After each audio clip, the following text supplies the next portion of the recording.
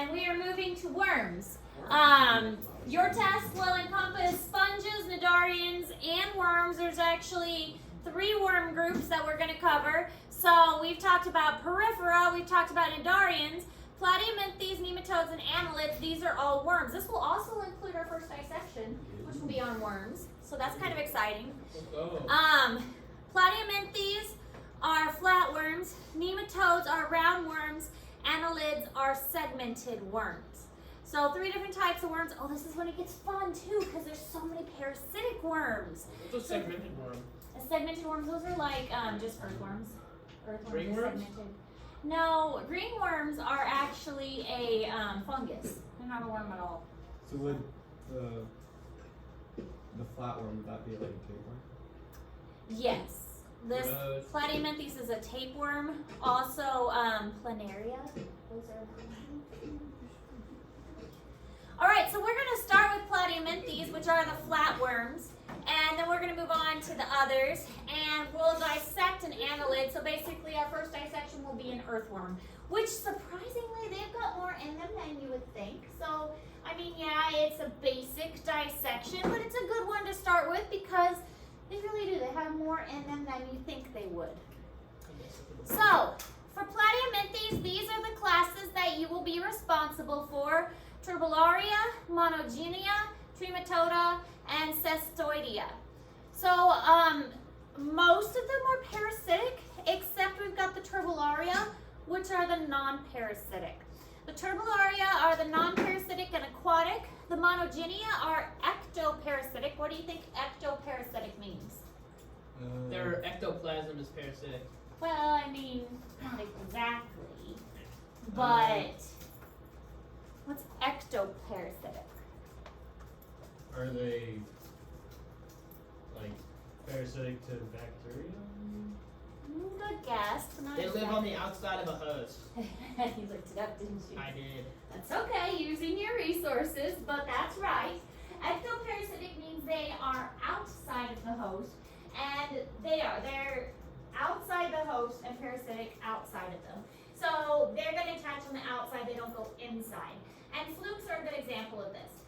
Trematoda and Cestoidea, they are all parasitic, and they are inside the host, parasitic.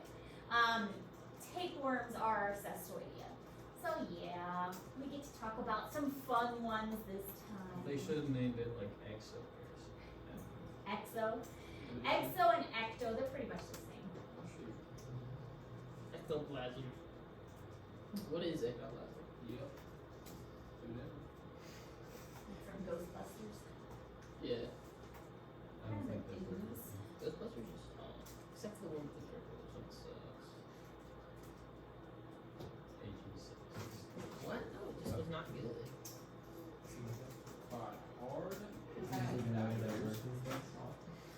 No, we had some girl, Pause. Walking along. emergency case, brought her to him because she was trying to shave off Hard her all the time. and she dug too deep Alright. with the shaver. Dude, you have Yeah, something the to chunk engulf of that the cherry lemon. Pepsi. I was You thirsty, freaking bro. suck her So down. you have to cut out the skin that she like. I do a pee, dude. So clean for that. She didn't go fucking anything man. further. It was just. What is that, bud? Like that. Like that. Oh. And she just like sort of like cut it out and like stitch it back together. That's the most How do you do that hilarious in thing because they don't do surgeries on Mondays. So they do Tuesdays Right and shot. They'll be like, Thursdays. ooh, who's that kind of fanatic? He looks like he could It's emergency, really so get I gotta down. see it this Ooh, time. he looks like he got 5'2", 250. I tell you, my dog Guys, had my poor Great Dane. She got it caught on something over the summer. What'd you I say? don't even know what. But she came in and she's whipping it around. God, There's blood everywhere. There's like blood on the walls. There's blood all over me from like my head to my feet. There's blood on the kid. Frozen forest. We found blood for like weeks.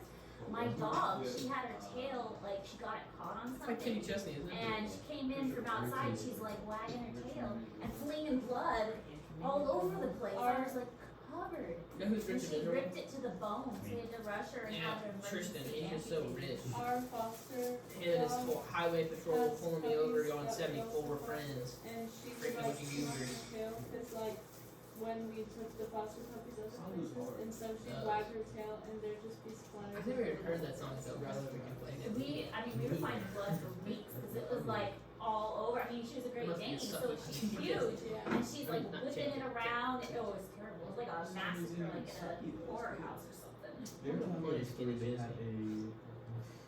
Mia said I don't know they what were in the looks like. museum room. They make And sure the he son got tells. so excited. He was like back into the corner. Got so excited and was wagging his tail. It broke through the wall. Oh and yeah, broke kitty the chip. tail. Yeah. She 55. still has a pretty good sized tail old. because Great Danes have like large Kitty chip tails. is old. He But, kind of looks like he Just like how long a it used to turtle. be.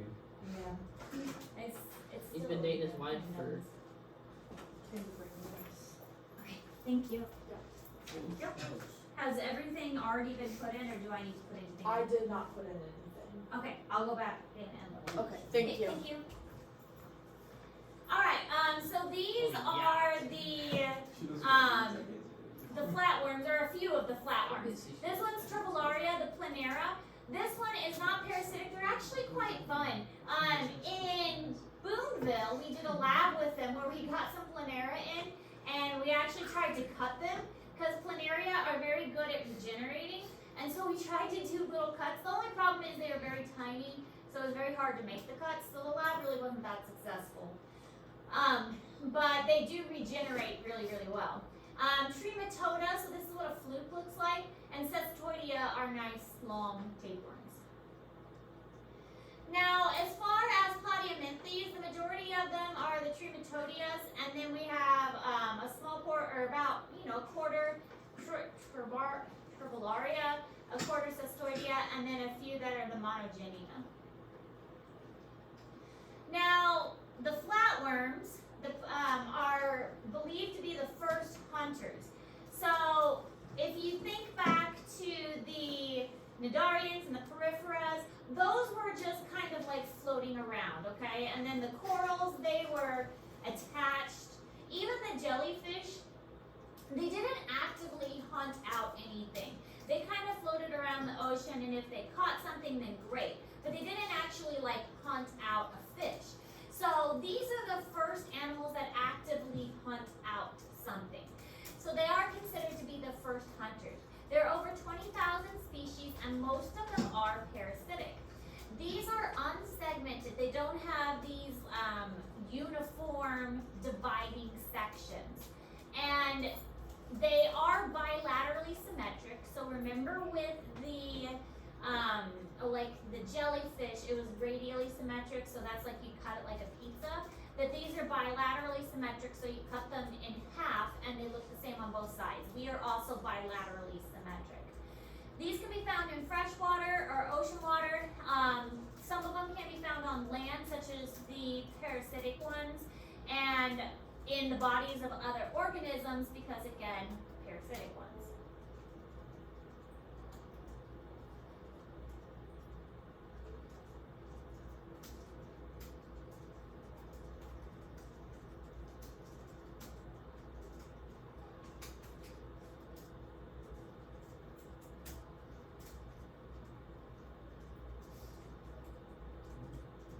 I always like this unit because it always makes people cringe.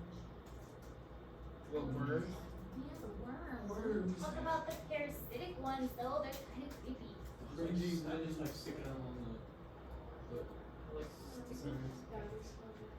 Well, the earthworms aren't bad, but the parasitic ones are What's up, bloodworms? Terrible. Those things. I hate when I see the videos of like the tapeworms like hanging out of the bears. Oh, it makes it so gross. No, I've seen like the blood of a human. I would low key put a tapeworm inside me. What?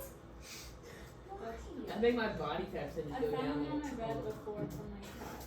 You don't know how to tapeworm on your bed. At You least, can. I found when I first On got cats? Cats Yeah. take a Yeah. tapeworm. Why are you looking at my goats? when I Are first you got using my cat, cats like- from They're shelters. like, they dry up, they're dead. But Yeah. Or you can find roundworms that come out of like dogs or cats' bellies. Mhm. Were your cats not vaccinated? No, you I can get don't them from know. shelters. Yeah. When I first got my cat from a shelter, because I get most of my animals from shelters, it had worms and we had to get it dewormed. And it's so gross. It was the little worm. They come in these packets, and the little worm packet, it looked like a grain of rice, was moving across the floor. Thankfully, the I look at ring cat worms do not transfer to humans, so there was that. Different species. so I immediately like dewormed the cat. I didn't know it had one. Are you talking about like this one, Angie? Yeah. Alright, They're like freaking 10 feet long. a coelnate. Step on it and walk. We will see these words a lot. C-O-E-L, that is body cavity, okay? So C-O-E-L, that refers to a body cavity. A means no. So Platyhelminthes have no body cavities. Well, they're flat, first of all, so that's kind of a given that they don't have a body cavity if they're flat. Because they are flat, it's really easy for their bodies to absorb the nutrients around them, which is what many of these parasitic worms are going to do. They just absorb the nutrients from the outside because they're flat. So they don't have a body cavity, they just absorb it from the outside. That means they also don't have a specialized circulatory or respiratory organs because they just absorb everything they need. This does, though, force them to be flattened because since they can't really breathe on their own, since they can't really circulate anything, they have to be flattened to absorb everything. So they get everything that they need by diffusion. Some of them will have a pharynx. A pharynx is a one-way opening for digestion and excretion. So it's kind of like this muscular thing where they can get food in and release waste products. We have a pharynx, but our pharynx isn't the same. It's like connected to the stomach. Yeah, our pharynx is more of kind of a regional area. Not the same as theirs.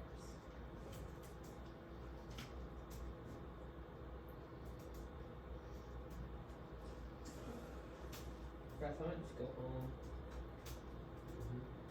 I don't know that idea. Get out of here quick. Tristan, don't make me punch you now, buddy boy.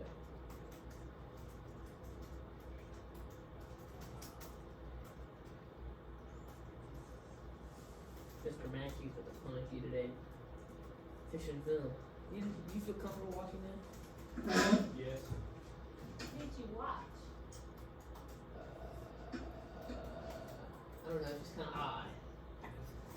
We watched where the Crawdads sing. Oh, Why is that odd? There was a scene Fresh, there. fresh, fresh, fresh.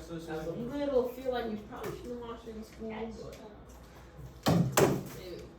Brennan knows what I'm talking about. Brennan, how did that make you feel? How did that scene make you It made me feel pretty good. feel? Yeah. I promise you he's doing. Come on. 5 seconds. He's out. He's just tapping. 5 seconds of uncomfortableness. It was more than 5 seconds, dude. I counted. It was literally 30 seconds. Okay. I think it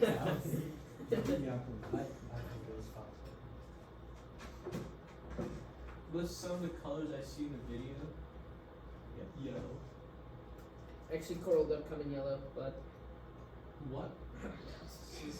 Okay, so here are the inside structures of a planera or flatworm. They do have a nervous system and they have these eye spots specifically for a planera. The eye spots don't help them really see, it more helps them kind of sense light and dark. They're not very good at actually like visualizing like details, but light and dark is helpful. Kind of makes them look like they're kind of cute cross-eyed little things. But here's an example of another planera. This one's a little more colorful. A lot of the planera are more of this flattish shape that have like a pointy tail and kind of a funny head. But they do have some structures that are on the inside, but most of it is this flattened with kind of a digestive tract inside that absorbs the nutrients.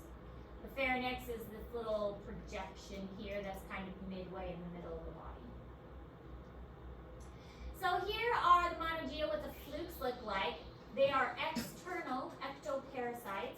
They attach on the outside. Many of them are in the gill section. A lot of the reason they're in the gill section is because this is an area of high blood flow, and the high blood flow is going to have a lot of nutrients. So if they're attaching to the gills, there's a lot of blood there. So you're going to see a lot of flukes, these flatworms, and they're very broad a lot of times. So this one you can see it's very broad. A broader organism is going to have a lot more surface area, so a lot more nutrients can be absorbed. Here's another example of a fluke, and this one kind of explains its life cycle. Many parasites will actually require 2 hosts. So this one requires a snail as one host and a livestock as a second host. The first part of its life cycle will be in a snail, where the snail kind of runs over it, and it gets in the snail by the soft mucousy, it's called the foot. And it gets into the snail, and the snail incubates it, and then it's released, and then the sheep or cow or whatever will eat the grass, and that will carry it to the digestive system, which carries out the second part of the life cycle. So what you're going to see in a lot of these parasites is 2 hosts that it has to meet those conditions in both the hosts. Oh, the lovely tapeworm. So the tapeworm has a head that will attach to the inner lining of the digestive tract, and then it has all these little segments, and each one of these segments, even though it's not a segmented worm, okay, it is a flattened worm within the Platyhelminthes. Each one of these basically absorbs nutrients, but then becomes an egg case. So by the time it gets toward kind of the tail section, each one of these is basically just filled with eggs. And so it breaks off and comes out in the feces of the animal, and then it gets picked up by the next organism in the cycle, and then all those eggs hatch, and it turns into little tapeworms. So each one of these little these little pieces, it turns into a little pack of eggs, and then it gets picked up by the next thing. So if you look at all these little things, these are all filled with eggs, which is really kind of disturbing when you think about it. Do snakes have legs? There is evidence that they used to. Some snakes have leftover girdles where the hips used to attach. Specifically, like I have a ball python. The ball python, if you look near its cloaca, you can actually see like little appendages where they say the hips used to I just want to see a snake with legs. Just go get more. Can I go float my water? Or What? Liz. legless The lizard. big girth of water. A leg? Another example, the legless lizard is a lizard that has lost its legs. Doesn't it It's just not squirm a around? snake. The reason they're different from snakes is because they actually have eyelids and can close their eyes, and snakes cannot close their eyes. You should get another class maybe. I mean, interesting class. We don't have enough class pets? No. We're very full. You need to get what do they call them? How is a legless lizard even alive? So many snakes are. But like, why would it evolve to not have legs? Like, what good does that bring that lizard? Same thing snakes do. Snakes have I've never seen a legless lizard. Legless lizards Dude, look have at you. distinctive differences than Your legless lizard. snakes. I mean, I guess he's still good. Alright, so they are also the first animal to have a head. They're called cephalopods. Cepha means head and pod means extension. They have 2 eye spots, and that means that they are able to sense the intensity of light. So think back to that planera with those 2 little eye spots that we saw. They can sense the direction and intensity. Now, this means that they can go like either toward or away from light, depending on whatever they want. But it doesn't necessarily mean that they can see like very distinct details.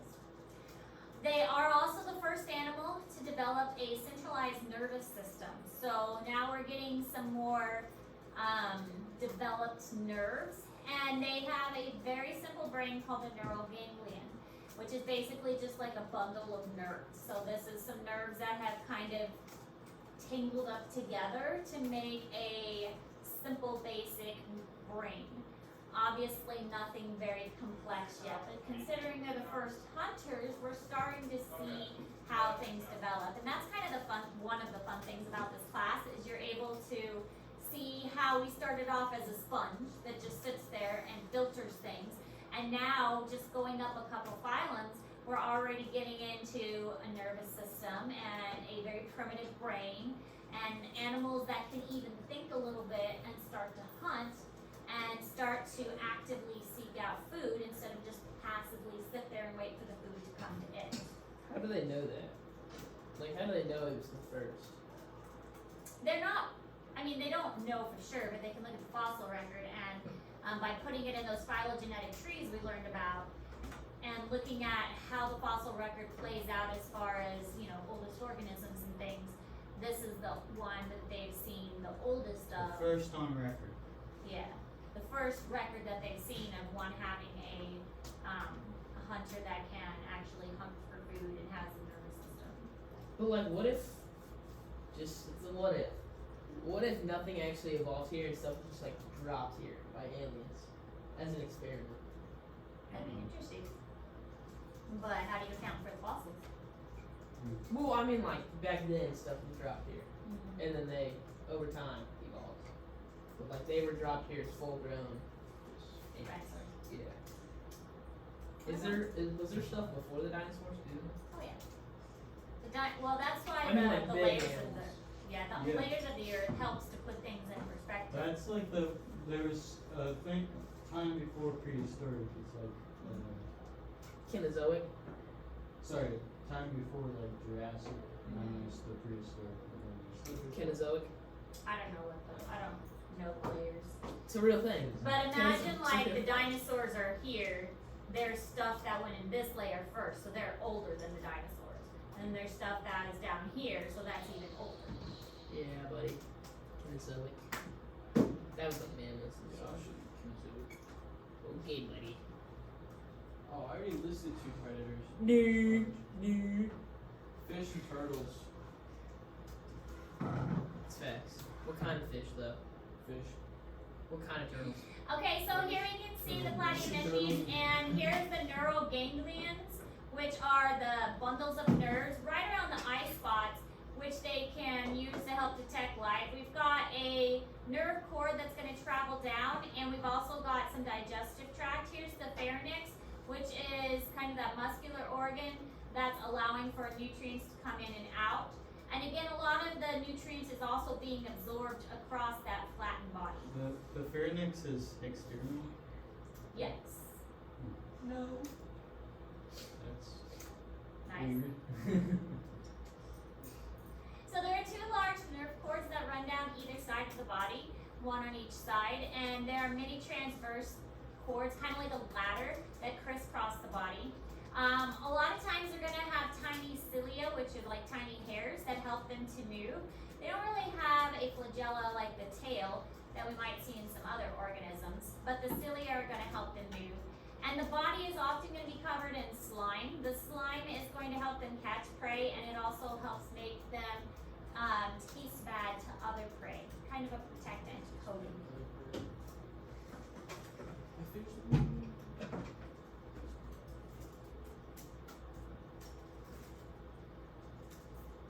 Give me 15 points. 17. I don't know, I'll just, and I probably wouldn't have to agree.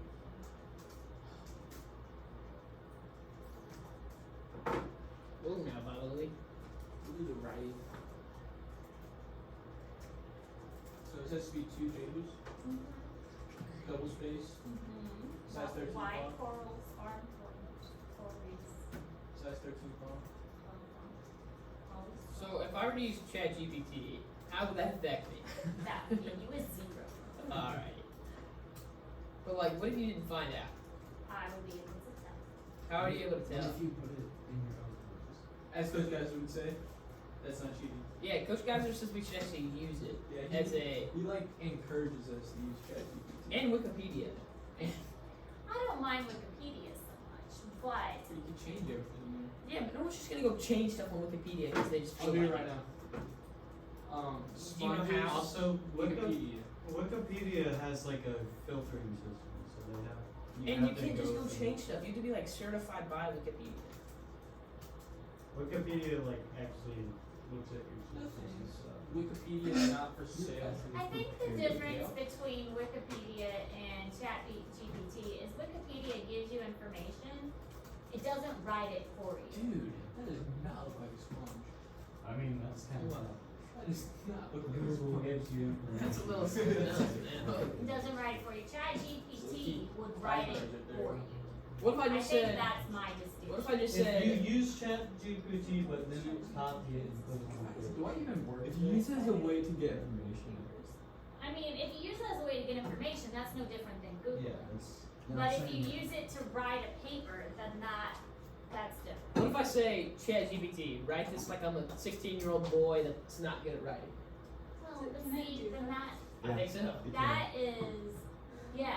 Then I think that's if crazy. that happens, you should if be you say asked about. ChatGPT But it write will take a that paper about literally. coral solutions, then it would write a paper about coral solution, and that is cheating because you did not write a paper about coral solution. I think But if if you you- ask if you them, put it in your if you phone. ask them like Then that's still not right. If you Right do there, research how about coral how they would problems, and then you take bits and pieces from here, and then combine those bits and pieces, that's how you write a paper. It's facts. That's how you write a paper. You go to this website, you go to this website, and you combine all that. That's how you write a paper. You don't go to ChatGPT and say, write a paper on coral solutions. And Mr. it gives you that. That's not how you write a paper. That's not how you do research. That is having ChatGPT do all the work for you. What about my Snapchat Yeah. guy, Job the Hut? Did you ever find out about Trace writing his on ChatGPT? Did he do it? I mean, Yes, during It is very biology. honestly, obvious when if you people can do it. explain, I mean, if you can when explain it- what Trace looked like a scholar, like someone that's been in college for 17 It's, years or something. It is like very easy for us to tell. like if you can explain like how it's So you go to 0. how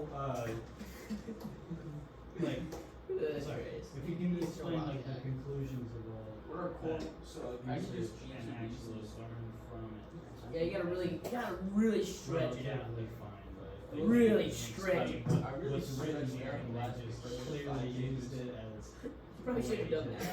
to do the work. So your class last year called that if you prepared for government.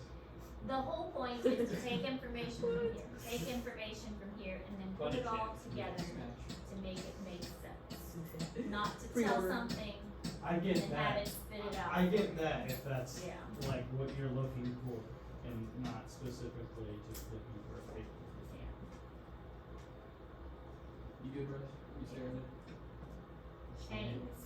Have you ever mistaked a ChatGPT written thing for someone that actually wrote it? No? You can just know that they actually wrote it? I have 2 master's degrees. I can tell when a high schooler writes something. I can tell when a high schooler doesn't write something. But like, what if they're just like, really good at writing? I can tell when a high schooler writes something. I can tell when a high schooler doesn't write something. So can you tell that I wrote my 5-page paper? I'm sure First there of was. all, you wouldn't even write a 5-page paper. Do you know how hard it is to get you guys to write a 2-page He did. paper? No, he wrote a 5-page paper. You didn't even grade it. You didn't grade it? The very first paper we did? He did. He was always like, I'm writing mine 5 pages because I just have so much to I talk have to about. think back to when. I'll show you it. Maybe after notes. Wait, what was that one about? Well, and that's why I write opinion papers too. I ask you guys to write about your opinion because ChatGPT cannot write opinions. And Until it can. Importance of classification. I did write like a 5-page paper. He was going crazy. Oh, there it is. 3 of 5. Oh, you wrote 4 pages, bud. Okay. That's fine. I still wrote 4, and I didn't even get a grade in a grade book. well, you weren't in my class yet. Yes, I was. You moved it a week later. Like I joined in Thursday. It was supposed to be due that Friday, and you moved it back a week. So I I wrote didn't it give you for a nothing. 0, did I? No, you did. Just didn't put it in the grade book. Oh, maybe that's why. I was trying to be nice. I should have just like Funny. not wrote it at all. It's facts. You put way too much time to that. Wait, so does this mean I can skip this one too? Just like skip Anyways. this one and turn that one in. Flatworms can regenerate missing parts of their body. They're very good at regenerating.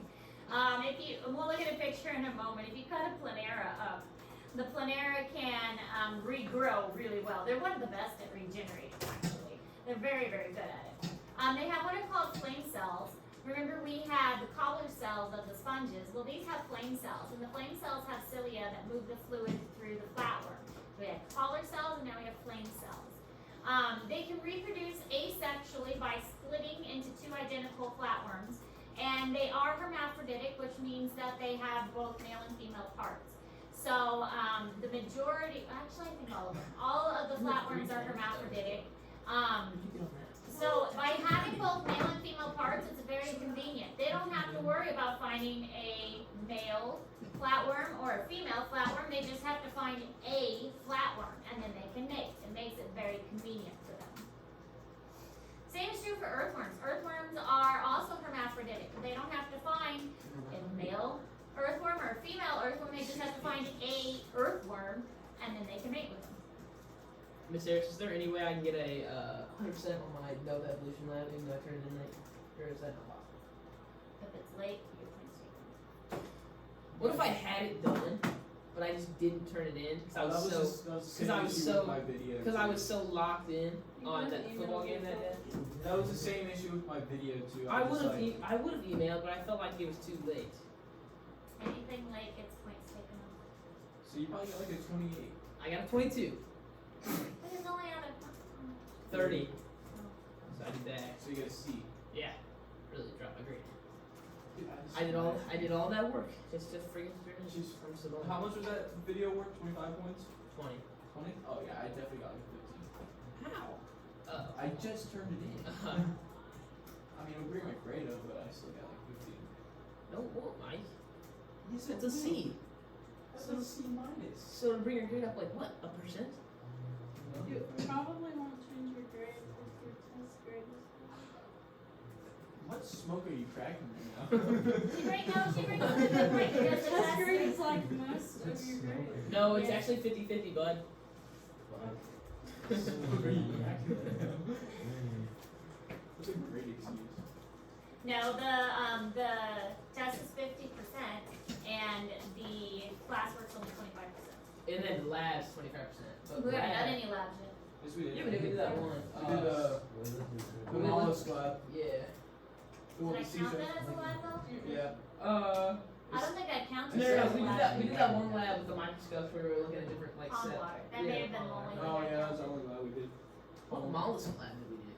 No, the mollusk was just looking at the seashells. That was Oh. paper. That was a little yeah. packet. Oh yeah. Alright, so this is a flame cell with the cilia. This is within the flatworms. That helps the fluid to move around within them. But remember, they don't have a body cavity, so it's not very big. So they don't have a whole lot of fluid to move around. Now this is interesting because depending on where you cut the planera, you can get lots of different results.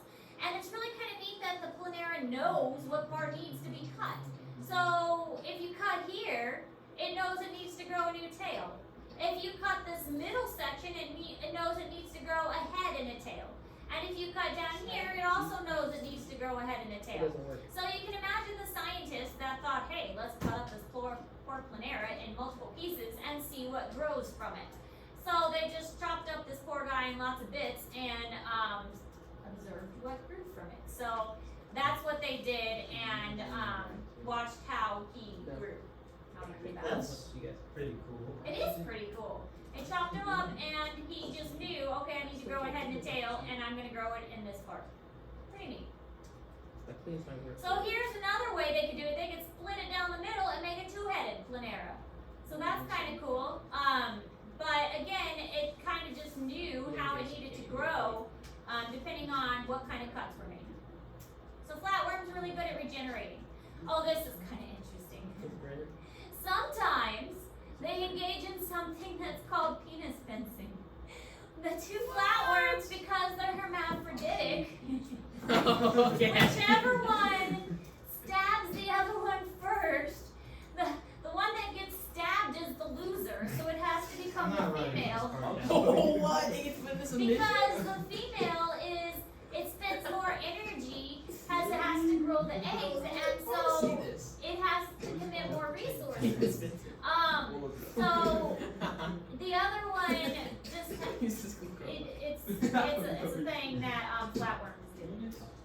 so do they both start out as males and the other one just gets? Well, no, freaking they're turned? hermaphroditic. They both have male and female parts. And so Battle the of female, whichever one has to grow the eggs, it's much more time consuming. It takes much more energy, and so it's harder because it's more work. And so they engage in this kind of battle, and It's yeah. gonna be so wild. We're watching on Nat Geographic right now. Actually, I think I have a video of it on here. Oh, let's go. It's even better. But it's a thing that they do. Oh, maybe I don't have a video. But they do. Skip to They the battle video. it out, and one of them stabs the other. All right, so we're gonna stop there. I won't give you your new assignment quite yet. I'll let you finish up those two, and I'll give you your new assignment tomorrow. Questions? Wait, we have 2 things to do this week? So far, Do the paper and you're the gonna have another assignment, but I won't give it to you till tomorrow. Uh-oh. That's The pictures, the comparison of the sponge and the corals, and the jellies, and then you have the We just got stabbed.